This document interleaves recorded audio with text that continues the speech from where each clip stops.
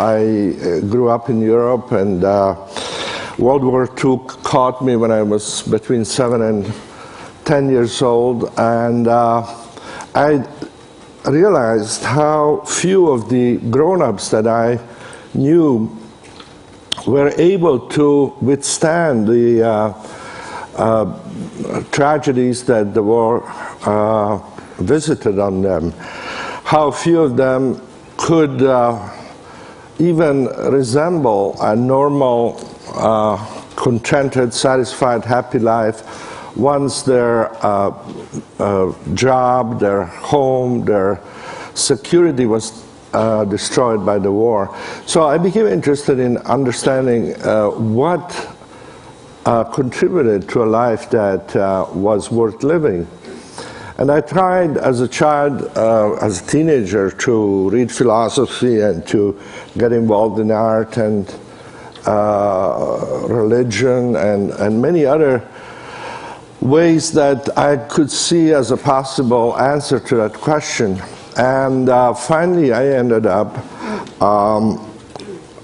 encountering psychology by chance. Actually, I was at a ski resort in Switzerland without any money to actually enjoy myself, because the snow had melted and I didn't have money to go to a movie, but I found that reading the newspapers that there was to be a presentation by someone in a place that seemed in the center of Zurich, and it was about flying saucers he was going to talk. And I thought, well, since I can't go to the movies, at least I will go for free to listen to flying saucers. And the man who talked at that evening lecture was very interesting, and it actually, instead of talking about little green man, he talked about how the psyche of the Europeans had been traumatized by the war, and now they are projecting flying saucers into the sky, kind of as he talked about how the mandalas of ancient Hindu religion were kind of projected into the sky as an attempt to regain some sense of order after the chaos of war. And this seemed very interesting to me, and I started reading his books after that lecture, and that was Carl Jung, whose name or work I had no idea about. Then I came to this country to study psychology, and I started trying to understand these roots of happiness. This is a typical result that many people have presented, and there are many variations on it. But this, for instance, shows that about 30% of the people surveyed in the United States since 1956 say that their life is very happy. And that hasn't changed at all, whereas the personal income on a scale that has been held constant to accommodate for inflation has more than doubled, almost tripled in that period. But you find essentially the same results, namely that after a certain basic point, which corresponds more or less to just a few $1,000s above the minimum poverty level, increases in material well-being don't seem to affect how happy people are. And in fact, you can find that the lack of basic resources, material resources, contributes to unhappiness, but the increase in material resources do not increase happiness.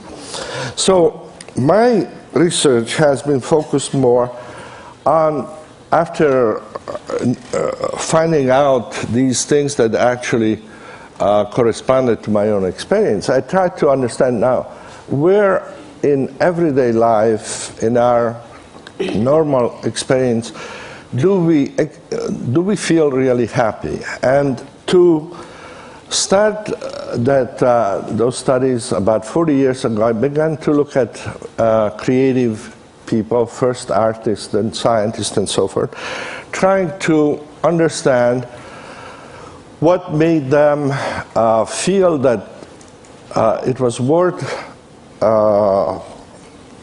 essentially spending their life doing things for which many of them didn't expect either fame or fortune, but which made their life meaningful and worth doing. This was one of the leading composers of American music back in the 70s, and the interview was 40 pages long, but this little excerpt is a very good summary of what he was saying during the interview, and it describes how he feels when composing is going well. And he starts by describing it as an ecstatic state. Now, ecstasy in Greek meant simply to stand to the side of something.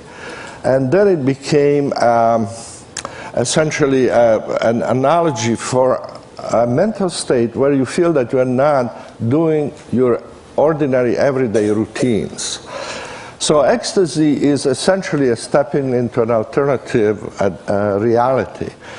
And it's interesting if you think about it, how when we think about the civilizations that we look up to as having been pinnacles of human achievement, whether it's China, Greece, Hindu civilization, or the Mayas, or Egyptians, what we know about them is really about their ecstasies, not about their everyday life. We know the temples they built so where people could come to experience a different reality. We know about the circuses, the arenas, sport arenas, the theaters. These are the remains of civilizations, and they are the places that people went to experience life in a more concentrated, more ordered form. Now, this man doesn't need to go to a place like this, which is also, this place, this arena, which is built like a Greek amphitheater, is a place for ecstasy also. We are participating in a reality which is different from that of everyday life that we're used to. But this man doesn't need to go to there. He needs just a piece of paper where he can put down little marks, and as he does that, he can imagine sounds that had not existed before in that particular combination. So once he gets to that point of beginning to create, like Jennifer did in her improvisation, a new reality, that is a moment of ecstasy. He enters that different reality. Now, he says also that this is so intense an experience that it feels almost as if it didn't exist. And that sounds like a kind of a romantic exaggeration, but actually our nervous system is incapable of processing more than about 110 bits of information per second. And in order to hear me and understand what I'm saying, you need to process about 60 bits per second. That's why you can't hear more than two people. You can't understand more than two people talking to you. Well, when you are really involved in this completely engaging process of creating something new, as this man does, he doesn't have enough attention left over to monitor how his body feels or his problems at home. He can't feel even that he's hungry or tired. His body disappears, his identity disappears from his consciousness, because he doesn't have enough attention, like none of us do, to really do well something that requires a lot of concentration and at the same time to feel that he exists. So existence temporarily suspended. And he says that his hand seems to be moving by itself. Now, I could look at my hand for 2 weeks and I wouldn't feel any awe or wonder because I can't compose. But so what he's not telling you here, but in other parts of the interview, is that obviously this automatic, spontaneous process that he's describing can only happen to someone who is very well trained and who has developed technique. And it has become a kind of a truism in the study of creativity that you can't be creating anything with less than 10 years of technical knowledge, immersion in a particular field. Whether it's mathematics or music, it takes that long to be able to begin to change something in a way that it's better than what was there before. Now, when that happens, he says, the music just flows out. And because all of these people I started interviewing, this was an interview which is over 30 years old, so many of the people describe this as a spontaneous flow that I call this type of experience the flow experience. And it happens in different realms. For instance, a poet describes it in this form. This is by a student of mine who interviewed some of the leading writers and poets in the United States, and it describes the same effortless, spontaneous feeling that you get when you enter into this ecstatic state. This poet describes it as opening a door that floats up in the sky. Very similar description to what Albert Einstein gave as to how he imagined the forces of relativity when he was struggling with trying to understand how it worked. But it happens in other activities. For instance, this is another student of mine, Susan Jackson from Australia, who did work with some of the leading athletes in the world. And you see here in this description of an Olympic skater the same essential description of the phenomenology of the inner state of the person. You don't think, it goes automatically. You merge yourself with the music and so forth. It happens also actually in the most recent book I wrote called Good Business, where I interviewed some of the CEOs who have been nominated by their peers as being both very successful and very ethical, very socially responsible. You see that these people define success as something that helps others and at the same time makes you feel happy as you are working at it. And like all of these successful and responsible CEOs say, you can't have just one of these things to be successful. If you want a meaningful job and successful job, Anita Roddick is another one of these CEOs we interviewed. She is the founder of Body Shop, the cosmetic, kind of natural cosmetic thing. It's kind of a passion that comes from doing the best and having flow while you're working. This is an interesting little quote from Masaru Ibuka, who was, at that time, starting out Sony without any money, without a product. They didn't have product, they didn't have anything, but they had an idea. And the idea he had was to establish a place of work where engineers can feel the joy of technological innovation, be aware of their mission to society, and work to their heart's content. I couldn't improve on this as a good example of how flow enters the workplace. Now, when we do studies, we have, with other colleagues around the world, done over 8,000 interviews of people, from Dominican monks to blind nuns to Himalayan climbers to Navajo shepherds who enjoy their work.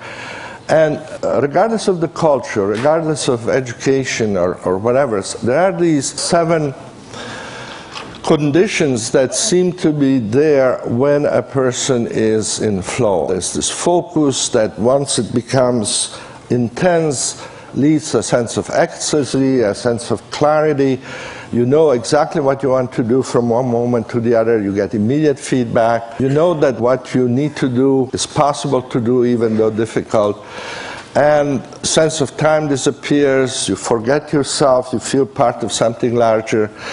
And once those conditions are present, what you're doing becomes worth doing for its own sake. In our studies, we represent the everyday life of people in this simple scheme, and we can measure this very precisely, actually, because we give people electronic pagers that go off 10 times a day, and whenever they go off, you say what you're doing, how you feel, where you are, what you're thinking about. And two things that we measure is the amount of challenge people experience at that moment and the amount of skills that they feel they have at that moment. So for each person, we can establish an average, which is the center of the diagram. That would be your mean level of challenge and skill, which will be different from that of anybody else. But you have a kind of a set point there, which would be in the middle. If we know what that set point is, we can predict fairly accurately when you will be in flow, and it will be when your challenges are higher than average and skills are higher than average. And you may be doing things very differently from other people, but for everyone, that flow channel, that area there, will be when you are doing what you really like to do. Play the piano, probably. Be with your best friend. Perhaps work, if work is what provides flow for you. And then the other areas become less and less positive. Arousal is still good because you are over challenged there. Your skills are not quite as high as they should be, but you can move into flow fairly easily by just developing a little more skill. So arousal is the area where most people learn from, because that's where they are pushed beyond their comfort zone, and that to enter, going back to flow, then they develop higher skills. Control is also a good place to be, because there you feel comfortable but not very excited. It's not very challenging anymore. And if you want to enter flow from control, you have to increase the challenges. So those two are ideal and complementary areas from which flow is easy to go into. The other combinations of challenge and skill become progressively less optimal. Relaxation is fine, you still feel okay. Boredom begins to be very aversive, and apathy becomes very negative. You don't feel that you're doing anything, you don't use your skills, there's no challenge. Unfortunately, a lot of people's experience is in apathy. The largest single contributor to that experience is watching television. The next one is being in the bathroom sitting. And then, even though sometimes watching television about 7 to 8% of the time is in flow, but that's when you choose a program you really want to watch and you get feedback from it. So the question we are trying to address, and I'm way over time, is how to put more and more of everyday life in that flow channel. And that is the kind of challenge that we are trying to understand, and some of you obviously know that how to do that spontaneously without any advice, but unfortunately a lot of people don't, and that's what our mandate is in a way to do. Okay? Thank you.